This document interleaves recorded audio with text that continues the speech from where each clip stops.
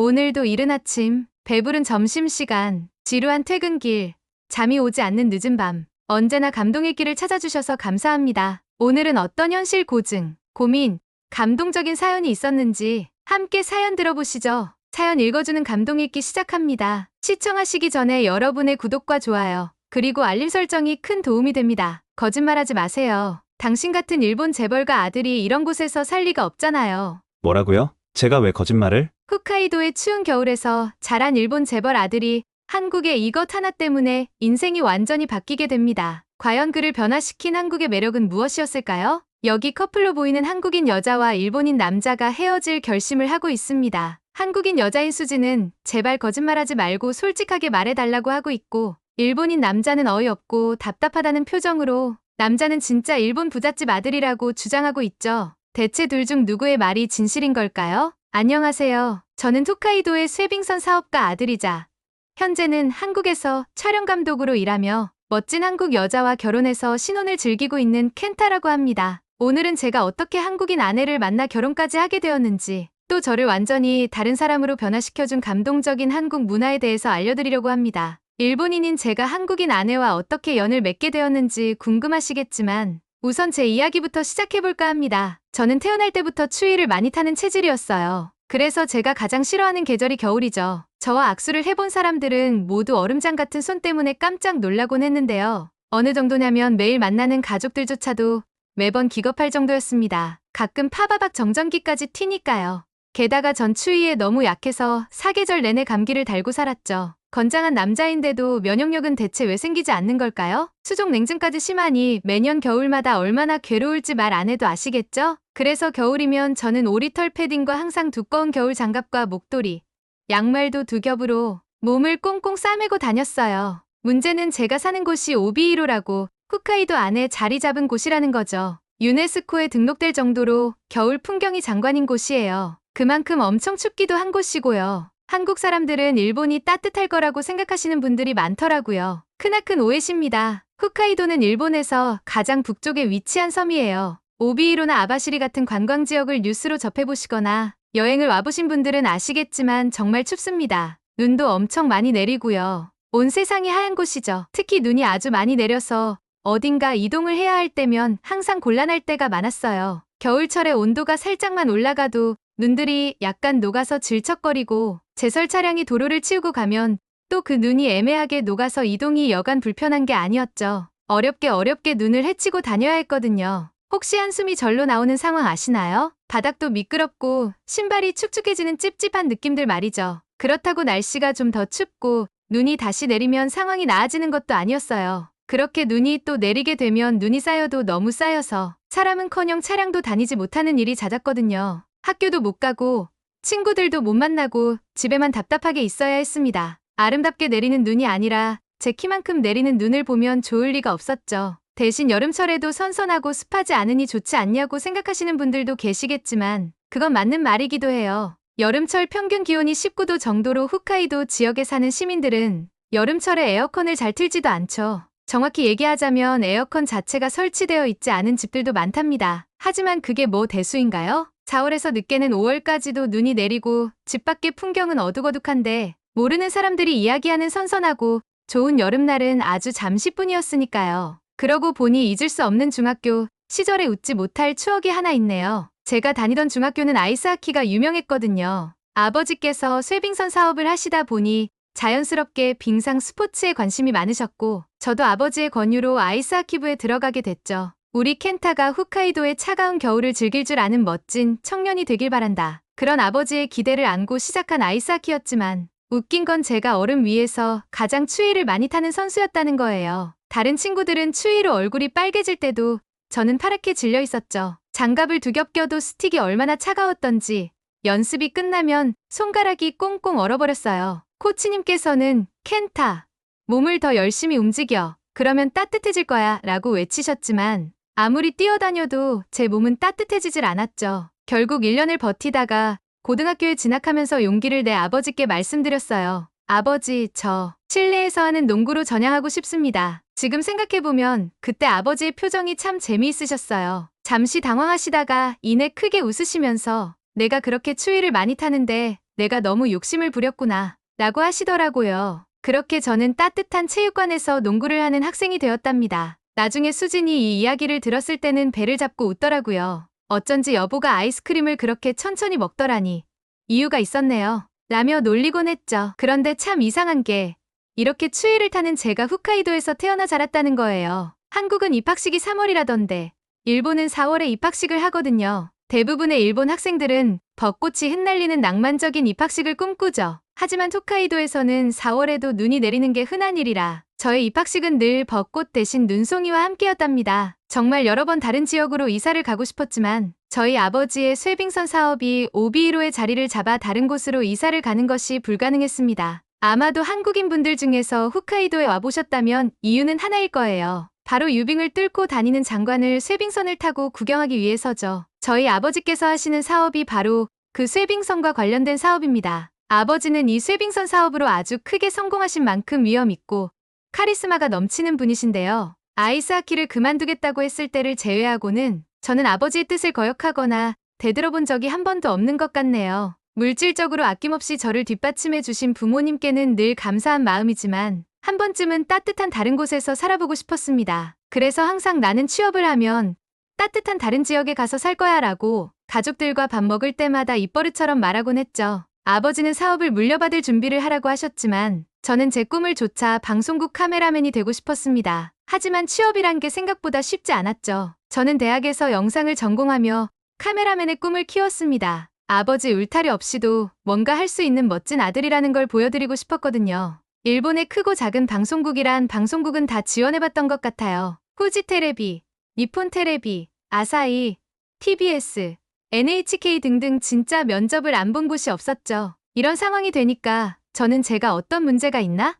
이대로 포기해야 하나? 스스로 부족한 점을 미친 듯이 찾고 싶었어요. 그렇게 스스로를 채찍질하며 피나는 노력으로 3년의 시간이 흘렀습니다. 그리고 드디어 저는 취업에 성공하게 되었습니다. 도쿄의 한 방송국에서 카메라맨으로 일하게 된 거죠. 드디어 홋카이도를 떠나 따뜻한 곳으로 갈 수 있다는 생각에 정말 기뻤어요. 아버지께서는 어디가 되었든 내 능력으로 해낸 일이니 열심히 해보라고 응원해 주셨습니다. 그렇게 시작한 회사 생활은 역시나 만만치 않았습니다. 카메라맨이라는 직업 특성상 촬영 시간도 불규칙하고 야근도 잦았어요. 하지만 저는 행복했습니다. 제가 찍은 영상이 방송에 나갈 때마다 느끼는 보람이 컸거든요. 그러던 어느 날 제 인생을 완전히 바꿔놓을 만남이 찾아왔습니다. 한일 합작 드라마 촬영 때문에 한국 방송국에서 PD가 오게 되었는데 그게 바로 지금의 제 아내 수진이었죠. 처음 본 순간부터 눈에 띄는 사람이었어요. 완벽한 일본어 실력은 물론이고 촬영장에서의 그녀는 마치 지휘자 같았거든요. 문제가 생기면 즉시 해결 방안을 제시하고 스태프들의 고민도 세심하게 챙기면서 분위기는 항상 즐겁게 만들었죠. 특히 인상적이었던 건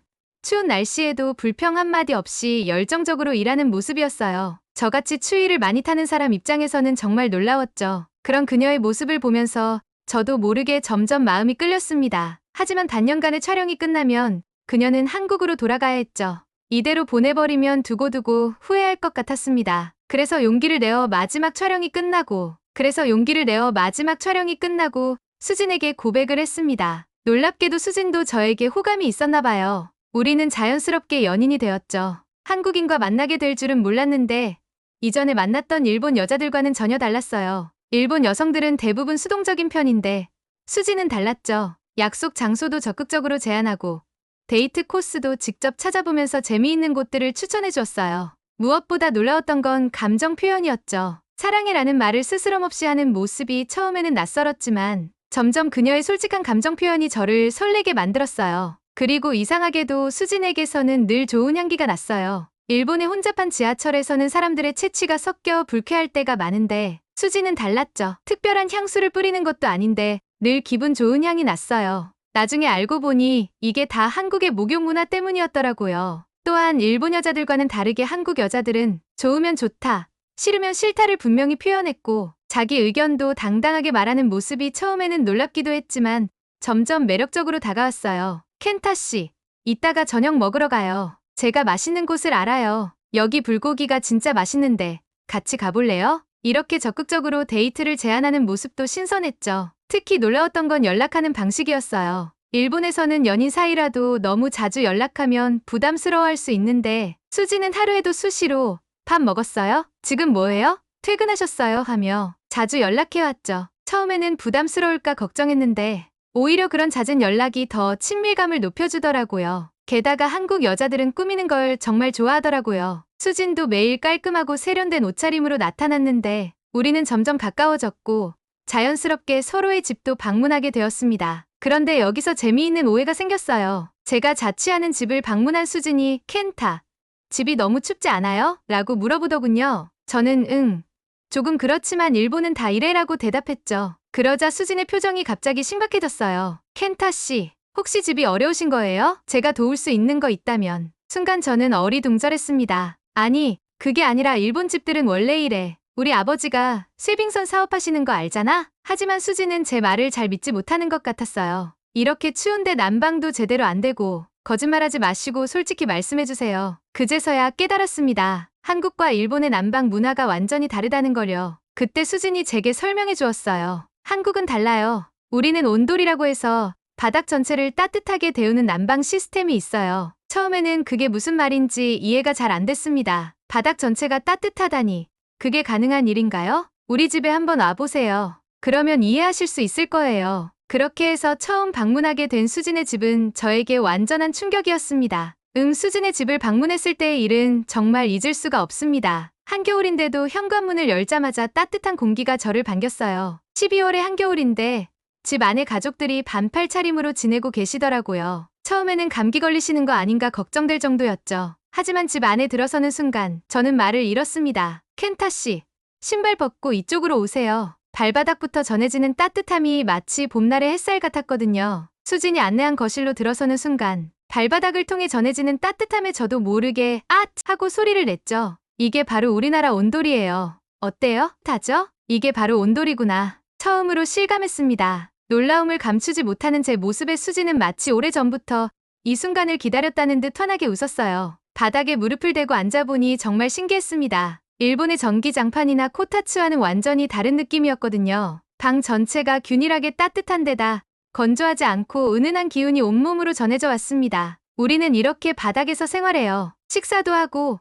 잠도 자고. 저는 순간 의아했죠. 바닥에서 자면 허리 안 아파요? 그러자 수진이 이불을 깔아주었어요. 한번 누워보세요. 마치 따뜻한 모래사장에 누운 것처럼 온몸이 포근했습니다. 이불 속으로 전해지는 온기가 마치 어머니의 품처럼 따뜻하고 안락했어요. 깜빡 잠이 들었다가 화들짝 놀라 일어났을 정도였죠. 우리 켄타 씨, 이제 온돌의 매력에 빠진 거예요? 수진의 말에 수긍할 수밖에 없었습니다. 특히 충격적이었던 건 난방비였어요. 우리 본가는 넓은 집이라 전기 난로와 난방기를 여러 대 켜야 했는데 한 달 난방비가 한국 돈으로 100만 원이 넘게 나왔거든요. 하지만 수진의 집은 온돌 난방을 하는데도 20만 원 정도면 충분하다고 하더라고요. 효율이 5배나 차이 난다는 게 믿기지 않았습니다. 수진의 어머니께서는 제가 신기해하는 모습을 보시고는 웃으시면서 말씀하셨죠. 추운 일본에서 어떻게 살았어요? 이제 우리 집에서 푹 쉬다 가요. 바닥에 앉아있으니 정말 천국 같았어요. 수진이 재미있어 하면서 여보, 우리 집 바닥이 홋카이도보다 따뜻하죠? 라고 물어보더라고요. 저는 그저 웃으며 고개를 끄덕일 수밖에 없었습니다. 평생 추위에 떨며 살았던 제가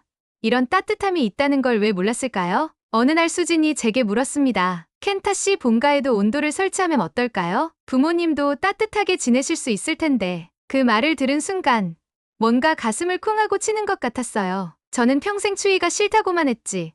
정작 부모님의 따뜻함은 생각하지 못했거든요. 특히 어머니도 저처럼 추위를 많이 타시는데 말이죠. 수진의 제안 이후 저는 본격적으로 온돌 설치를 알아보기 시작했습니다. 알고 보니 일본에서도 한국의 온돌 시스템을 설치할 수 있더군요. 기존의 일본식 난방인 유카담보와는 완전히 다른 진짜 한국식 온돌이요. 수진의 도움을 받아 한국의 전문 업체도 찾았습니다. 문제는 부모님을 설득하는 일이었죠. 아버지, 어머니, 제가 결혼 전에 우리 집에 특별한 선물을 해드리고 싶습니다. 다행히 아버지께서는 흔쾌히 허락해 주셨어요. 내가 그동안 추위 때문에 고생이 많았지. 이제 우리 집도 바꿔볼 때가 됐구나. 어머니는 걱정스러운 표정으로 비용이 많이 들 텐데 라고 하셨지만 제가 설명드린 난방비 절약 효과를 들으시고는 안심하셨죠. 한국의 업체가 일본까지 출장 와서 작업을 시작했는데 그 꼼꼼한 시공 과정을 보며 부모님도 감탄하셨어요. 특히 아버지께서는 역시 한국의 기술력이구나 라며 연신 고개를 끄덕이셨죠. 공사가 끝나고 처음 온돌을 켰을 때의 부모님 표정을 저는 평생 잊지 못할 것 같아요.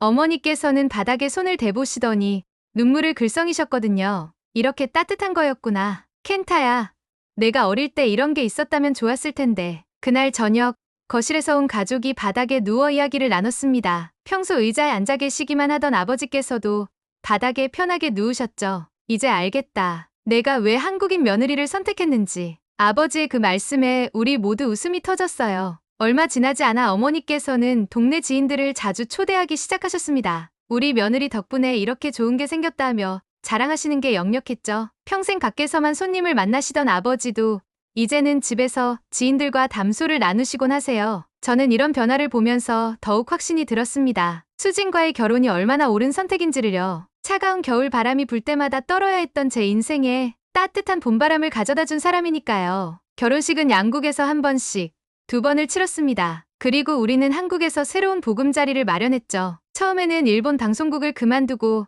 한국으로 오는 게 걱정되기도 했지만 지금은 한국 방송국에서 촬영 감독으로 일하며 너무나 행복한 나날을 보내고 있습니다. 한국의 겨울은 홋카이도 출신인 제게도 만만치 않은 추위였어요. 하지만 이상하게도 감기 한 번 걸리지 않았죠. 아마도 따뜻한 온돌 덕분이겠죠? 집에서는 수진과 함께 반팔 차림으로 편하게 지내고 있답니다. 얼마 전에는 재미있는 일이 있었어요. SNS에 수진과 제가 한겨울에 반팔 차림으로 찍은 사진을 올렸더니 일본 친구들이 다들 놀라더라고요. 홋카이도 출신 켄타가 반팔이라니. 세상에 이런 일이. 나도 한국인이랑 결혼하고 싶다 하며 농담 섞인 댓글들이 달렸죠. 그리고 더 놀라운 변화는 우리 본가에서 일어났습니다. 온도를 설치한 이후로 아버지께서 자주 집에서 손님들을 초대하신다고 해요. 평생을 바깥에서만 지내시던 분이 이제는 집에서 손님들과 편하게 대화를 나누신다니. 어머니 말씀으로는 아버지께서 온돌 자랑도 하시고 우리 며느리가 알려준 거야 라며 수진 자랑도 자주 하신다고 합니다. 가끔 친구들이 묻습니다. 켄타, 너 정말 잘 선택했다. 비결이 뭐야? 그럴 때마다 저는 이렇게 대답해요. 운이 좋았지. 수진이라는 따뜻한 사람을 만난 덕분에 내 차가웠던 인생도 따뜻해졌으니까. 요즘 들어 자주 드는 생각이 있습니다. 우리가 서로 다른 문화와 환경에서 자랐지만 오히려 그 차이가 우리를 더 가깝게 만들어준 것 같아요. 제가 그토록 싫어하던 추위 때문에 수진을 만났고 그녀가 알려준 온돌 문화 덕분에 이제는 추위도 두렵지 않으니까요. 창밖으로 눈이 내리는 걸 보며 이렇게 글을 마무리합니다. 이제는 차가운 겨울이 더 이상 두렵지 않아요. 우리 부부의 일상이 마치 따뜻한 온돌처럼 포근하니까요. 이런 멋지고 완벽한 온도를 두고 우리 일본 사람들은 왜 그렇게 춥게 살았던 걸까요? 한류 바람을 타고 일본으로 많이 들어오는 요즘 한국의 이런 따뜻한 문화가 더 널리 퍼져나가길 바라는 마음입니다. 오늘의 감동읽기 사연은 어떠셨나요? 여러분들의 의견을 꼭 댓글로 남겨주세요. 여러분의 이야기를 들려주고 싶은 분들은 언제든지 사연 제보 부탁드립니다. 여러분의 사연 하나가 감동읽기 사연 제작에 큰 힘이 됩니다. 감동적인 사연을 언제나 대환영합니다. 오늘의 이야기가 마음에 드셨다면 구독과 좋아요, 알림 설정 감사합니다.